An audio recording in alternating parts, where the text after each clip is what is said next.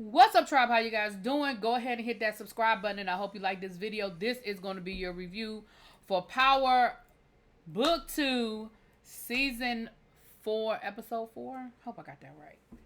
So, basically, this whole episode is a cat and mouse game between Monet, Kane, Tariq, looking for Diana and Drew, okay? And it probably ends pretty much the way you think it's gonna end. So anyway, we see Tariq headed to Diana's dorm room, and at that same time, Monet comes in.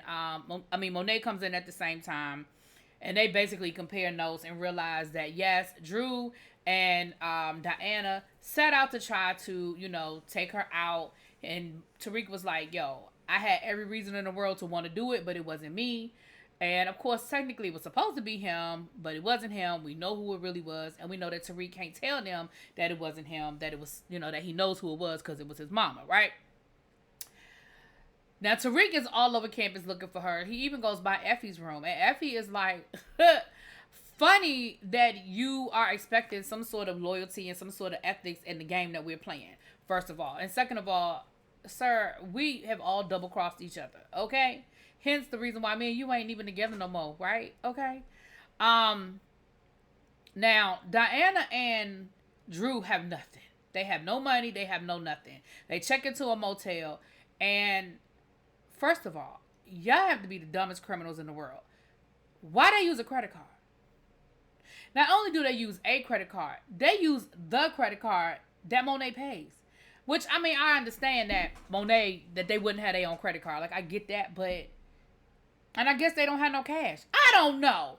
But Drew is sitting there trying to figure out where to get money from. But then the rest of the episode, he seems to know everywhere that he can find money or product or something. He miraculously remembers all of the stash houses. Because my thing is, go to the stash house first. Find money first. Then you can find shelter. Then you can find food. Okay? But maybe it's just me. And I get it. When you just stressed out, when when it's all going on at the same time, maybe you ain't thinking. Neither here nor there. It took Monet 5 seconds to find them once they ran that credit card. And I'm sure either she gets an alert on her phone or she checked the credit card to see if they had used it. And voila. Monet shows up at a motel.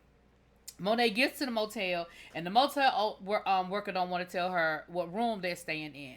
So she, pistol whips him until he gives her the name. Because first of all, he tells her to F off. I don't know what he did that for, but of course, he don't know who she was. But as soon as he said it, I said, this ain't going to end well for you, bruh. She gets to the room, and she gets the drop on them. Like, she basically, she got them at gunpoint, and Diana immediately starts apologizing, and Drew was like, no. Oh, I'm not apologizing for nothing. He said, and he basically read her the riot act. Now, the funny thing is, he wasn't wrong in a lot of what he said. And he told her, he said, listen, we begged you. Neither one of us wanted any parts of this game. We begged you to let us out. You did everything in your power to keep us in the game. And the game that we told you we wanted no parts of. Ooh, I hope that was fireworks. And so he starts running down to her all the different things about, you took care, our brother, who we thought was our cousin, was really our brother. He did. Our daddy, he did. He started going through all the different things. And to be honest with you, he actually almost had it. You could see she was getting, her hand was wavering. You could see her face when she was getting ready. He almost had it. And then at the end, he wanted to be like, fuck you, Monet. And that's when she was ready to whoop his tail. They end up pushing her over, and that's when she remembered, oh yeah, I'm still recovering from a gunshot wound. So she laid on the floor, and she had to get herself up. And that was enough time for Diana and Drew to get out of the room. And then, miraculously, here come Kane talking about something. Are you all right? Where were you? Because that took a whole, like, were you parking the car? Like, what were you doing? Were you looking out back? Like, Monet had enough time to beat up the guy at the front desk, get up to their room and have a whole conversation with them, and had time for them to run out the door, get in the car, and pull off. Like, where were you? Anyway, while this is going on, We're back down to the police station. We got Tate still trying to get in on the task force, and we got Detective. I wonder why I keep want to call that man Detective Young. Detective Carter is letting him know thanks but no thanks, and he really tried to be nice about it until finally he had to tell that man, "Listen, bruh, I'm in charge. You're not." He told him a whole story about when he was a kid. I don't care nothing about that. But he was trying to let that man know, you don't like, we don't really want you here. You're not wanted. You're not welcome. So then he sends him on an errand, because that's basically what it is. He sends him down to Tariq's, to the school, to go talk to Tariq and basically try to scare Tariq. Let him know that, we got an eyewitness that said it was a guy that shot at, Monet Tejada, which of course can't be true because it wasn't a guy that did it. He goes to Monet's house and he tells Monet the same thing. He said, "Listen, I know you a drug runner. I know you this, you that, and your relationship with Tariq." Because here's the thing. Tate actually had some good information, and he really should have let Tate run the lead that he had, because Tate had actually found the drug dealer that was supplying Raheem, the guy that was running the fight club. He actually found out that's who he was. And had he let Tate run the lead, it would have led them to Tariq, because Tariq is now getting a supply from him. But neither here nor there. Detective Carter knows everything. I don't like Detective Carter. He's an asshole. So, Monet, it's the oldest trick in the book. It's the same thing I said last week about Oli, whatever. When you sat there and let him trick you about, oh, we've got pictures of you and Tariq. You sat there and let that man tell you, well, we got an eyewitness that a guy shot you, that fits, Tariq's description. Now, all of a sudden, you second guessing. Y'all had a whole conversation about it, right? Now you second guessing. So now you think that Diana, Tariq, and Drew were all in it on it together. I was like, what is wrong with y'all? Now, while this is going on, Brayden, I guess we're going to see that Brayden is developing some sort of a drug habit, I guess. Because we see Brayden getting high. Well, actually, before that, we see Brayden talking to Tariq, telling Tariq, listen, we really don't have time for you to be running around town looking for Diana. And Tariq was like, listen, I got to handle this. Like, this is something I have to take care of. Like, I don't have time. Like, I don't have a choice. I have to do this. So, he was like, well... Tariq was like, all right, well, you handle, he said, well, we got to get this business up and running because we got to sell this product. He told Brayden, you handle it while I do this. So that's what Brayden does. Brayden is getting high with his new little girlfriend, and they are setting up the business with these parties. Now, the girlfriend is going to be a problem. Shout out to Retro CG, because Retro CG said basically whoever this little girl is going to be Brayden's Holly. And I definitely see it because they're getting high together, and now she want to get a cut off the top without having to pay for it as her payment for basically being quiet about the fact that he's a drug dealer. Like, just crazy. And by the end of the episode, Brayden has the whole thing set up. He already has merchandise. He already has workers. He already has, like, everything is in place by the end of this episode. Mind you, the end of this episode probably might have been 3 days. But okay, Brayden, work your magic, bruh. Work your magic.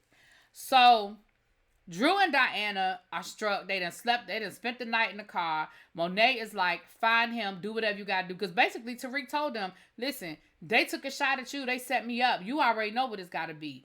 And, Kane was like, look, I don't even like him, but I got to agree. Drew and Diana got to go.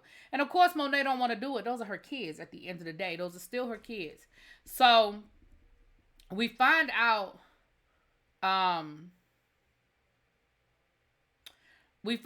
that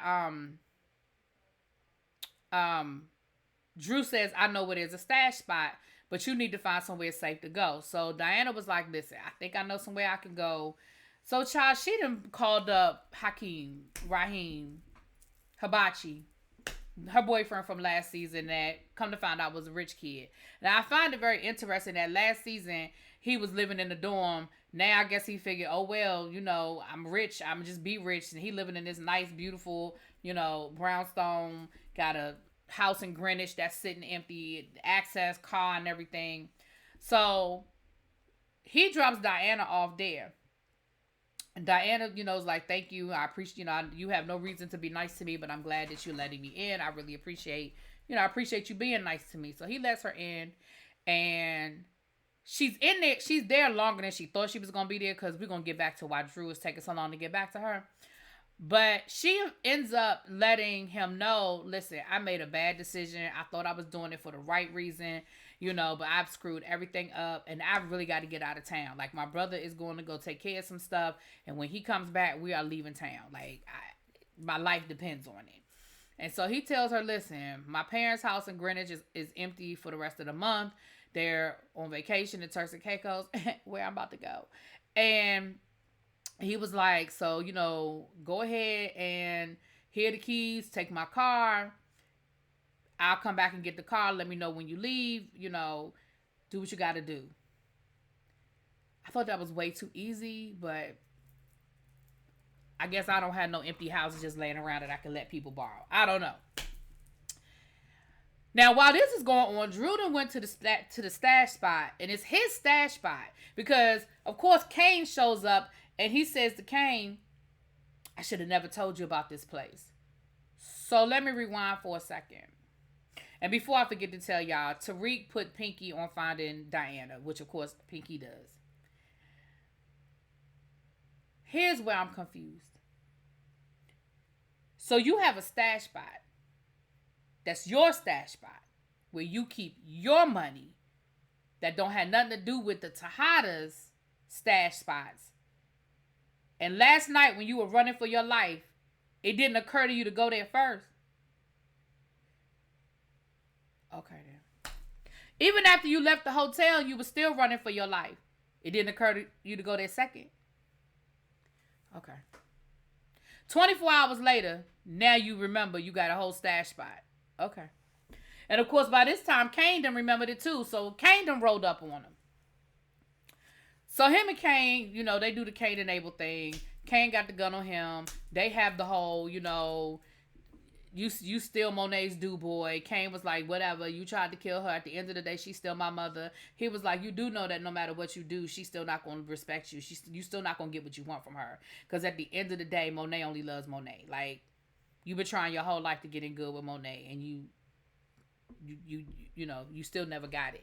He was like, he killed our father, and Kane was like, you don't know what I had to do to put aside. I had to put all of that aside to still be there for my mother. Like, he hurt me. Like, all I wanted was his respect, and the first thing he did was put you in charge.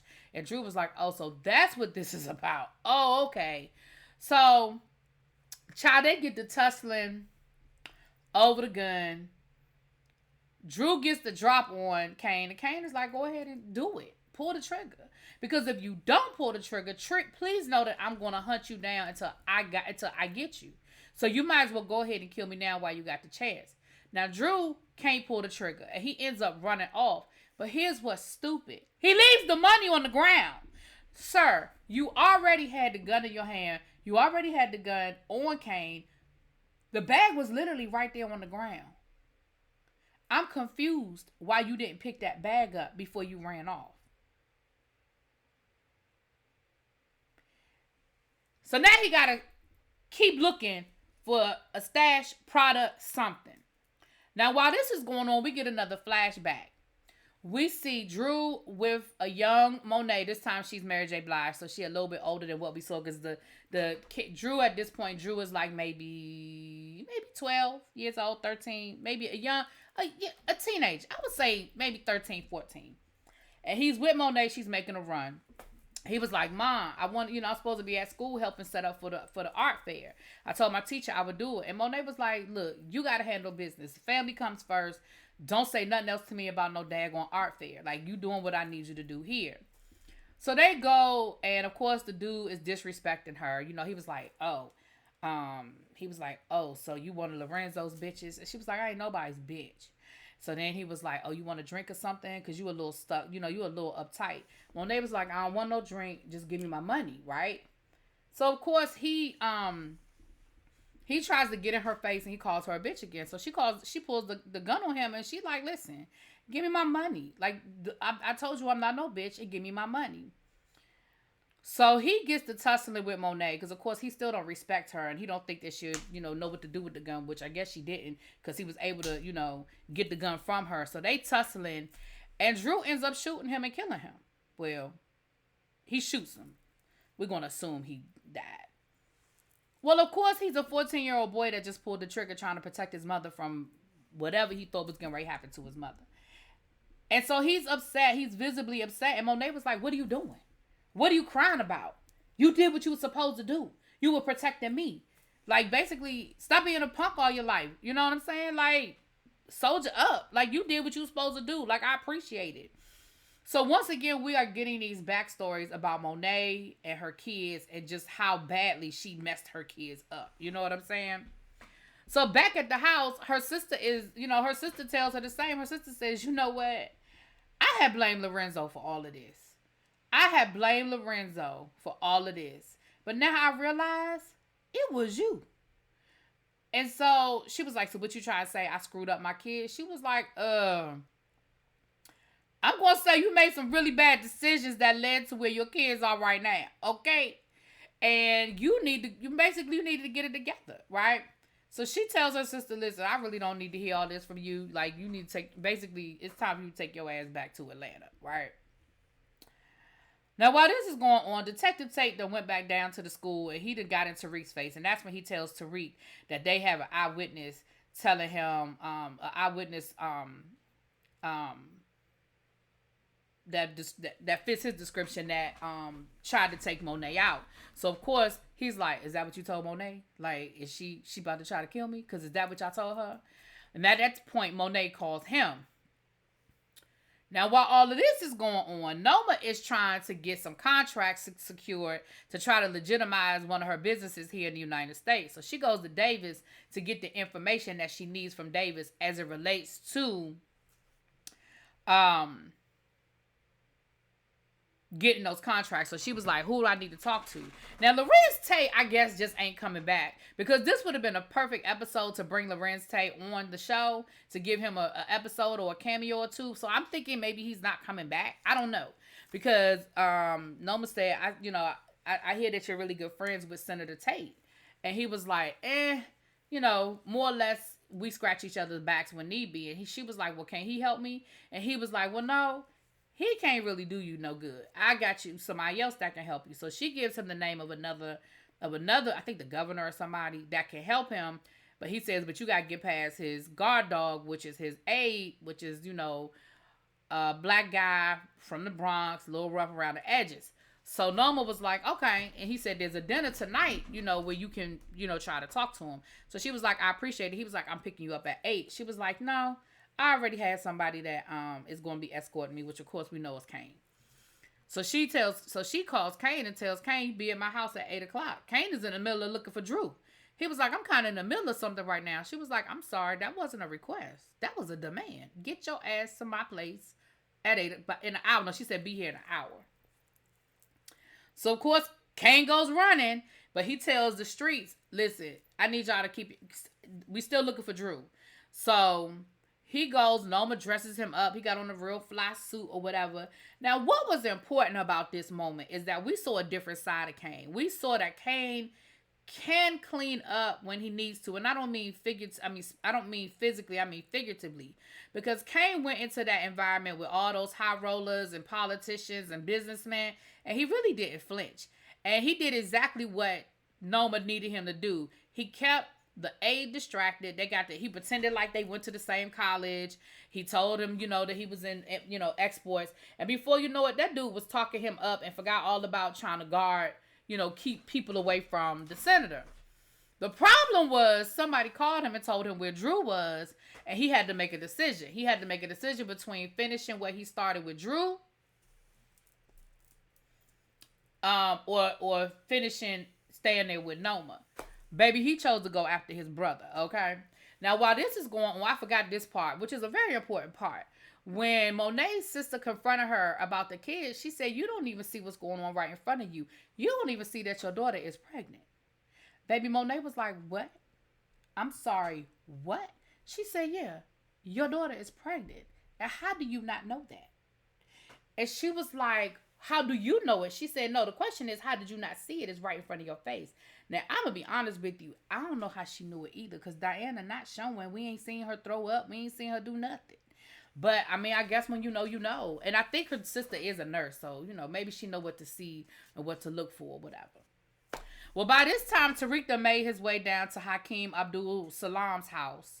And of course, Diana's gone. And at first, he wanted to play Billy Badass and not tell Tariq what's going on. So then Tariq pulls the gun on him and says, listen, we could do this the easy way or the hard way. So he eventually does tell him where Diana is. And before Tariq could leave, because I'm sure Tariq was just going to find her and not know the address and not know nothing. He was just going to miraculously show up in Greenwich and be at the right house. Salim Abdul Salam tries to grab the gun out of his hand. And of course the gun goes off.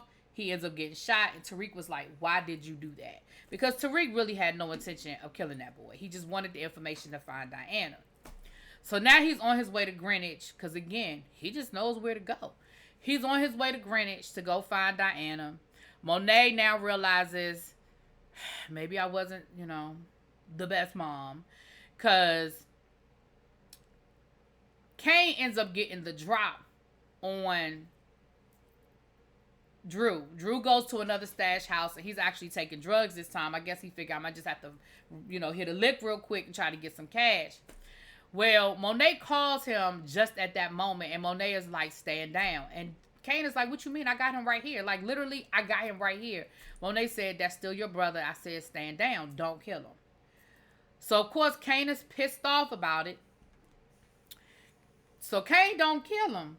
And here's another one. See, Drew, you got away with it with your mama, but you didn't get away with it with Kane. See, Kane was pissed off that he couldn't really put a bullet in you like he wanted to. So, he lowered his weapon. And then you wanted to say to him, you tried to get a last word and then talk. You called him a punk bitch or a mama's boy or whatever you said. And so then he proceeded to whoop your ass. He said, listen, I might not be able to kill you, but you dead to me. So I need you to get all your shit out the penthouse. And you and Diana are dead to me. You out of the organization. You out of Monet's organization. I mean, not Monet. What her name is? The African lady child. Noma. Like, you dead to me. That's it. So we see Drew packing up his stuff out the penthouse. Child, all he gonna do is move back into Monet's house. Like, he not hurt. Who cares? Next thing you know, we see Tariq breaking into the house to get to Diana, baby. And he was about to get her. And here come Monet. Monet said, you lied to me. Like, you did take a shot at me. And Tariq is looking at her like, didn't we already have this conversation? Why are we talking about this again? And Monet was like, it's cool. I know that you, Drew, and Diana were in on it to take me out, but it's cool. It's whatever. Like, we're, but you gonna back up off Diana. And he was like, why should I do that? She said, because she's pregnant. Tariq was like, and why should that matter to me? Diana was like, because it's yours. So, needless to say, child, Diana didn't die. Next thing you know, we see Tariq down at the party that Braden them put together that's, clearly running them. They're gonna sell their whole package in one night at this one party. And Tariq gives him something to drink, and Tariq hits the blunt. And Braden is like, what? Tariq St. Patrick drinking and taking drugs? He was like, yo, it's kind of rough. Like, it's been that kind of day. He looks up, and guess who he sees at the bar? At this underground party at the college. Noma's daughter. And Tariq rolls up on her, buys her a drink, and they get to flirting. I said, this is about to get ugly. But that was pretty much the episode. Oh, and Noma, was mad at Kane. And Kane said, let me tell you something. He said, what I realized today is I'm not your boy. I'm not a boy, and I'm not your boy. And then they have sex. So anyway, there's that. Let me know what you guys think. I'll talk to y'all later. Peace.